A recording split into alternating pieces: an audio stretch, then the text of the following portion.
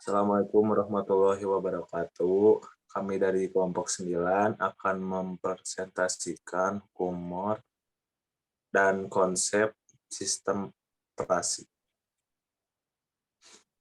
Next. Jadi pengertian humor tuh apa sih? Humor tuh merupakan salah satu hukum yang terkenal dalam industri mikroprosesor yang menjelaskan tingkat pertumbuhan kecepatan mikroprosesor dikenalkan oleh Gordon E. Moore, salah satu pendiri Intel. Ia mengatakan bahwa pertumbuhan kecepatan aturan mikroprosesor mengikuti makna eksponensial. Perkembangan teknologi dewasa ini menjadikan hukum Moore makin tidak relevan untuk meramalkan kecepatan mikroprosesor. Hukum Moore yang mencetuskan bahwa kompleksitas sebuah mikroprosesor akan meningkat 2 kali lipat tiap 18 bulan sekali. Sekarang makin dekat ke arah jenuh. Hal ini makin nyata setelah Intel secara resmi memulai arsitektur prosesornya dengan kode Nehalem.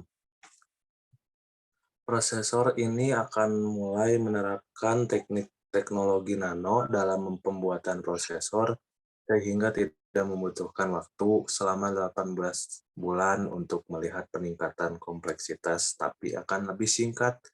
Akan tetapi, masa ini hukum Moore telah dijadikan target dan sasaran yang dicapai dalam pengembangan industri semikonduktor. Peneliti di industri prosesor berusaha mewujudkan hukum Moore dalam pengembangan produknya. Industri material semikonduktor terus menyempurnakan produk material yang dibutuhkan prosesor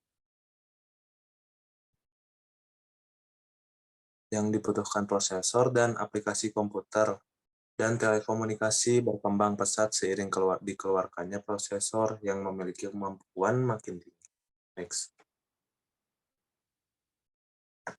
Nah, secara tidak langsung, hukum Moore dijadikan umpan belakang atau feedback untuk mengendalikan laju peningkatan jumlah transistor pada keping IC.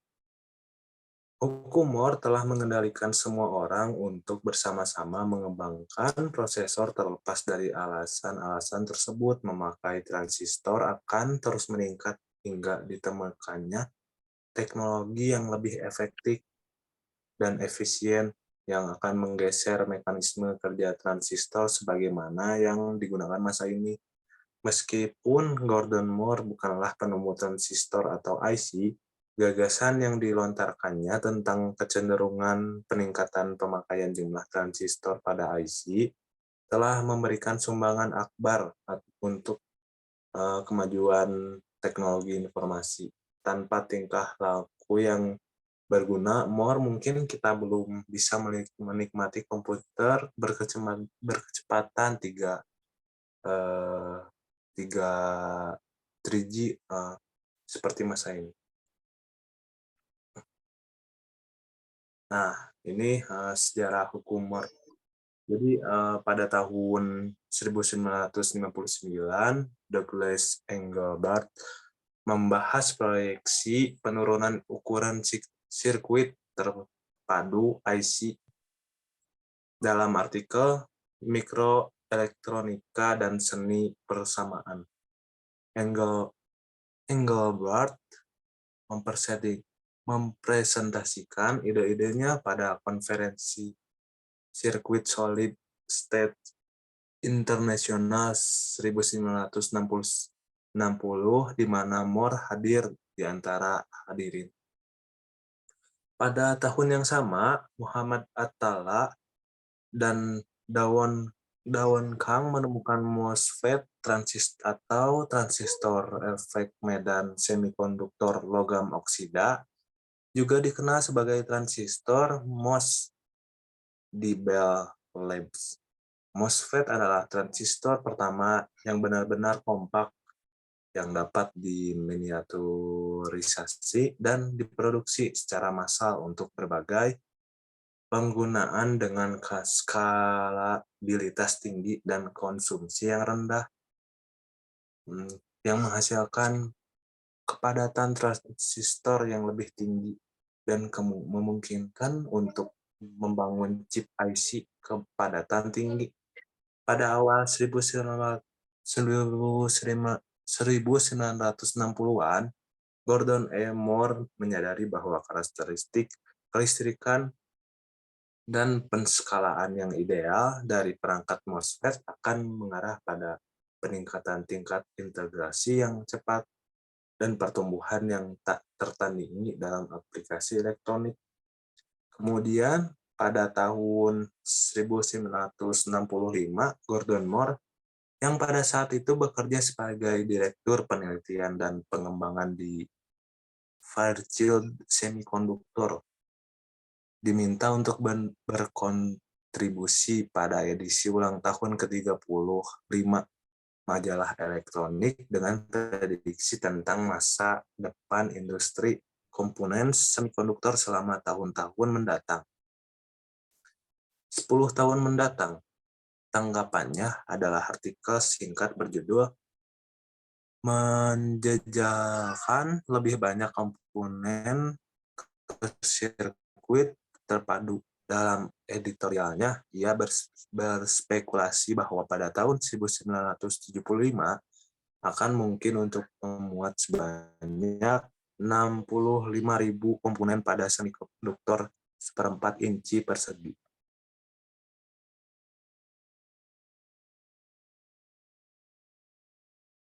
Nah, kompleksitas untuk biaya komponen minimum telah meningkat pada tingkat kira-kira 2 faktor per tahun, tentu dalam jangka pendek.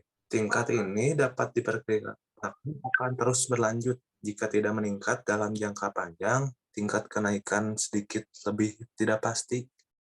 Meskipun tidak ada alasan untuk percaya bahwa itu tidak akan tetap konstan selama setidaknya 10 tahun.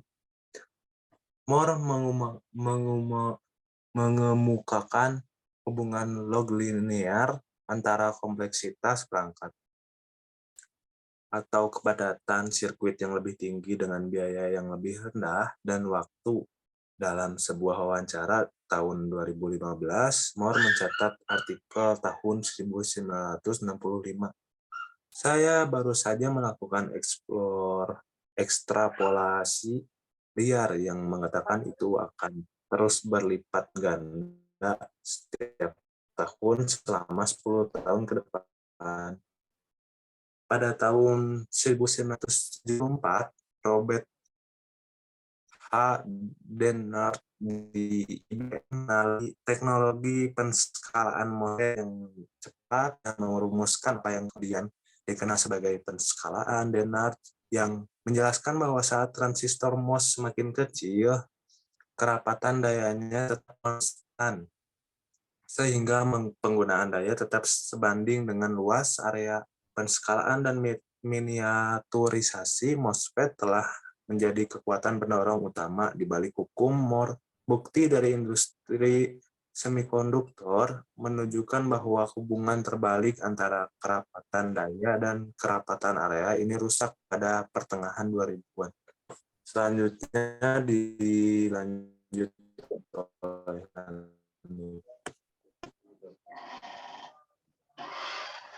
masih di sejarah hukum Moore.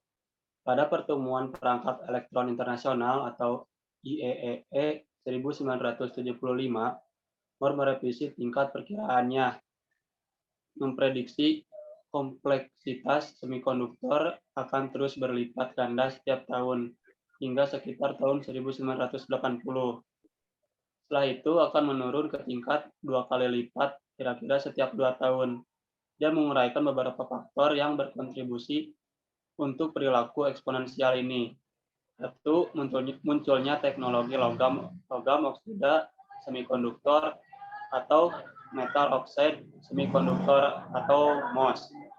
Kedua, ada tingkat eksponensial peningkatan ukuran die, ditambah dengan penurunan kepadatan cacat dengan hasil bahwa produsen semikonduktor dapat bekerja dengan area yang lebih luas tanpa kehilangan hasil pengurangan.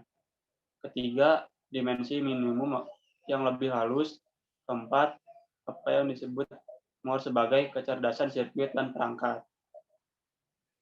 Tak lama setelah 1975, Profesor Caltech Carver-Mead mempopulerkan istilah hukum Moore. Hukum Moore akhirnya diterima secara luas sebagai tujuan untuk industri semikonduktor, dan itu dikutip oleh produsen semikonduktor yang berkompetitif karena mereka berusaha untuk meningkatkan kekuatan pemrosesan. Moore memandang hukum eponimnya sebagai sesuatu yang mengejutkan dan optimis. Hukum Moore adalah pelanggaran hukum Murphy. Semuanya menjadi lebih baik dan lebih baik. Pengamatan itu bahkan dilihat sebagai ramalan yang terpenuhi dengan sendirinya.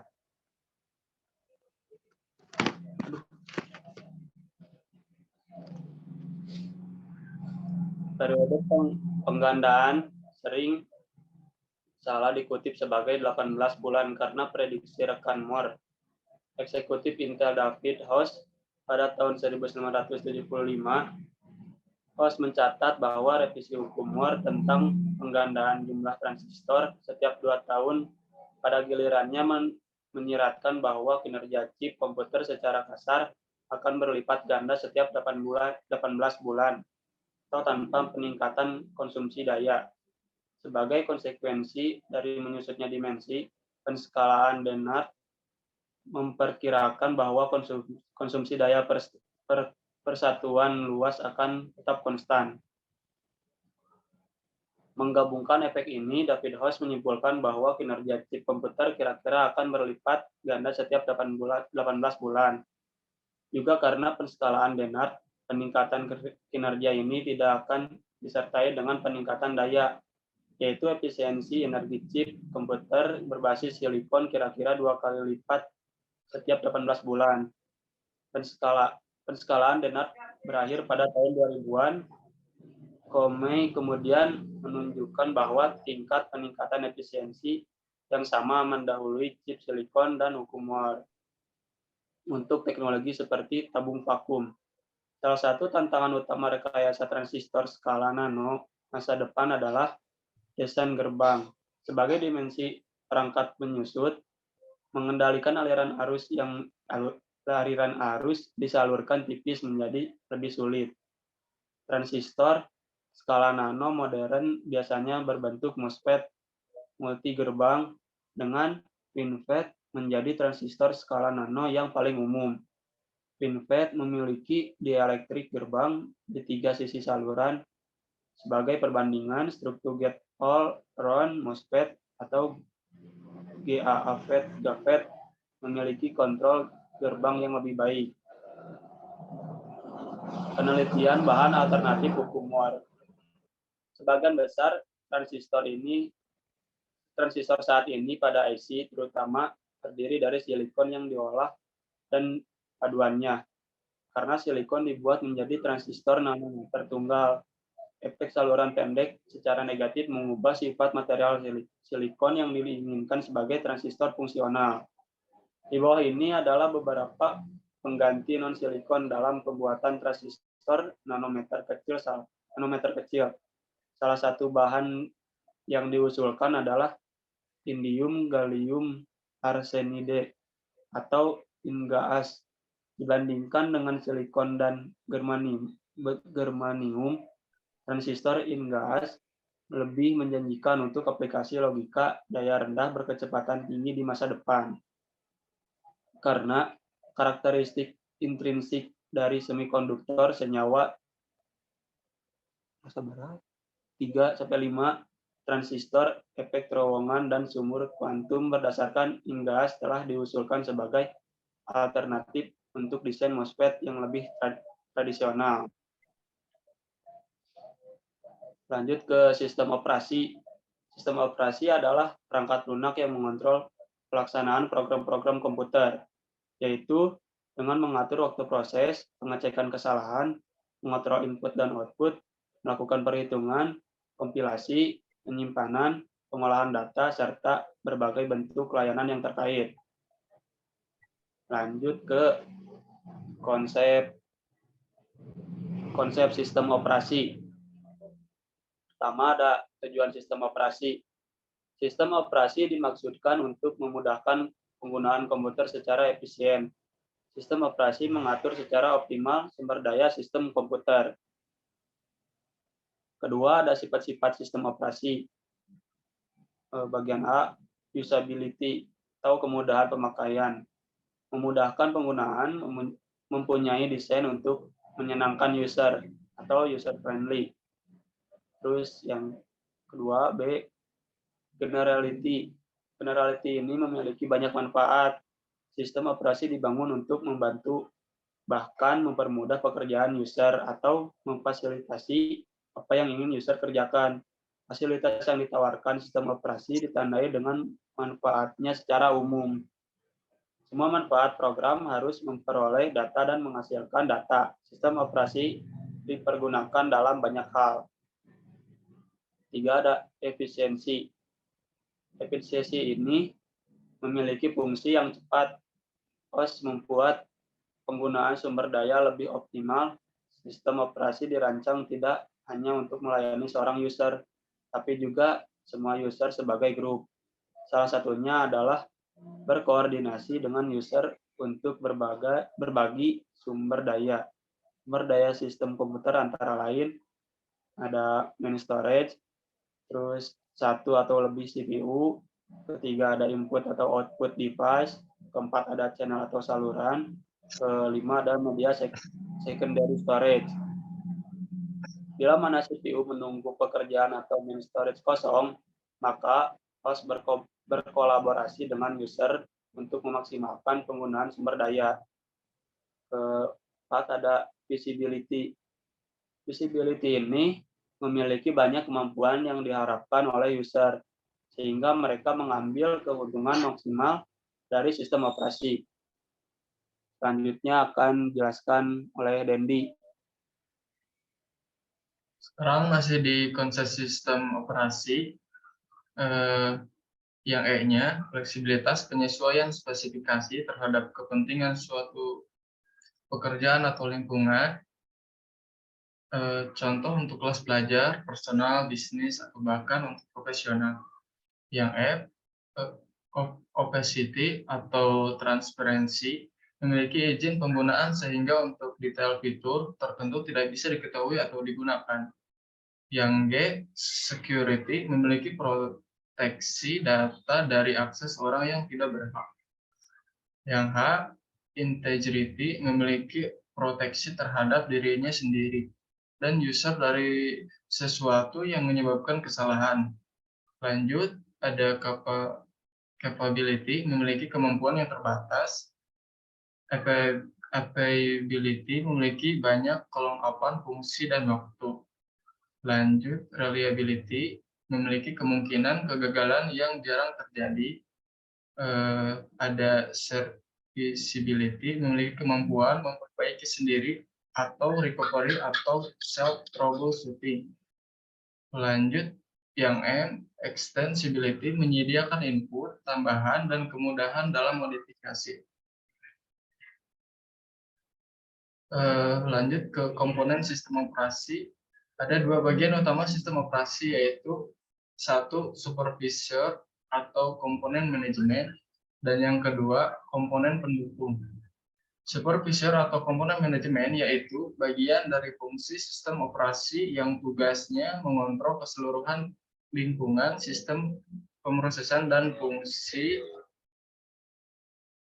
fungsi-fungsi yang dikontrol antara lain pengelolaan pekerjaan, yaitu mengalokasikan sumber daya yang dapat dimintakan prioritas untuk menjalankan program, penjadwalan pekerjaan, pengelolaan tugas, yaitu pengawasan terhadap sumber daya yang tidak dapat dimintakan prioritas menjalankan program pengolahan data, membantu mengalokasikan storage sampai ke level bawah atau file, dan pengawasan semua rutinitas, aktivitas semua input, output, termasuk interface ke pemakai, juga pengelolaan ruangan, metode akses atau aluran program, pengelolaan buffer dan perbaikan kesalahan,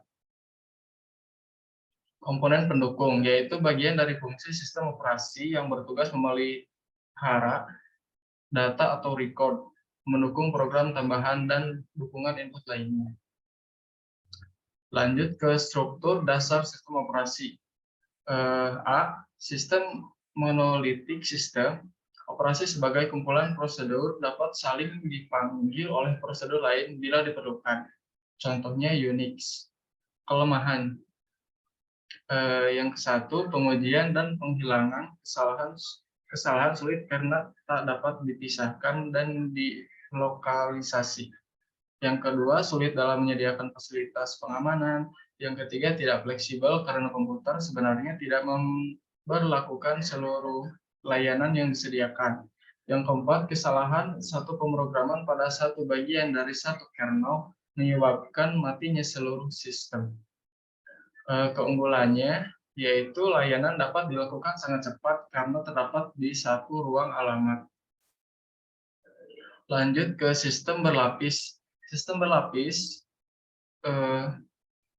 sistem operasi dibentuk secara hierarki berdasar lapisan-lapisan, di mana lapisan bawah memberi layanan lapisan di atasnya. Adapun yang dimaksud dengan struktur berlapis yaitu mengurangi kompleksitas rancangan dan implementasi sistem operasi. Tiap lapisan mempunyai fungsi dan interface I/O antara dua lapisan bersebelahan yang terdefinisi baik. Contoh, Unix termodifikasi, Venus D, dan OS atau 2. Kelemahan, yaitu fungsi-fungsi SO harus diberikan ke tiap lapisan secara hati-hati. Keunggulannya yaitu memiliki keunggulan rancangan modular, tiap lapis dapat dirancang, dikode, dan diuji secara independen. Dan pendekatan berlapis menyederhanakan rancangan, spesifikasi, dan implementasi sistem operasi. Tipe-tipe sistem operasi yaitu ada sistem batch processing, yaitu tipe yang dikarakteristikkan oleh kenyataan bahwa hanya satu program user yang dapat dijalankan komputer dan dikerjakan seluruhnya sampai selesai baru dapat memakai program selanjutnya. Yang kedua, sistem multiprogramming, yaitu sistem yang mempunyai karakteristik bahwa lebih dari satu proses dapat dijalankan dalam sistem komputasi yang sama pada saat yang sama. Yang ketiganya, sistem time sharing atau multitasking. Seperti multiprogramming, hanya waktu dibatasi suatu proses menggunakan CPU dengan waktu tertentu. Setelah itu, CPU digunakan untuk mengerjakan proses yang lain. Waktu maksimal yang diperlukan untuk menggunakan CPU disebut quantum time. Yang keempatnya ada sistem multiprocessing atau tightly coupled system, yaitu suatu sistem yang memiliki lebih dari satu prosesor sehingga mampu menjalankan satu atau lebih program menggunakan bus, work, memory, dan peralatan lainnya secara bersama-sama. Sistem multiprocessing dibagi menjadi dua, yaitu ada symmetric multiprocessing, yaitu tiap proses memiliki sistem operasi yang sama. Yang keduanya ada asymmetric multiprocessing, yaitu proses berfungsi sebagai master atau mengatur penjadwalan dan mengalokasikan kerja tiap-tiap prosesor. Sedang prosesor lain berfungsi sebagai slave. Yang sistem terdistribusi atau loosely coupled system.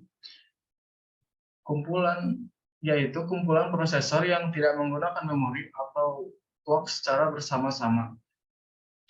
Keuntungan. Yang pertama, pemakaian resource secara bersama-sama. Yang keduanya, kecepatan komputasi. Yang ketiganya, reliabilitas. Dan faktor kegagalan proses dapat dikurangi.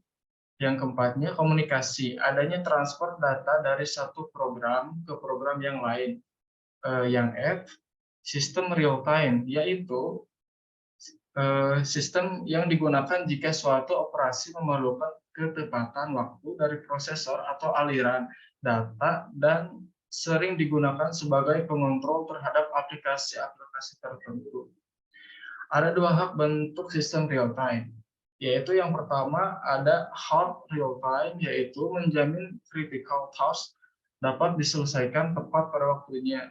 Dan yang keduanya ada soft real time, yaitu memberikan prioritas pada critical task dibanding dengan task yang lainnya hingga critical task selesai dikerjakan. Baik, dicukupkan untuk kelompok kami. Mohon maaf ada kesalahan. Wa taufik hidayah. Wassalamualaikum warahmatullahi wabarakatuh.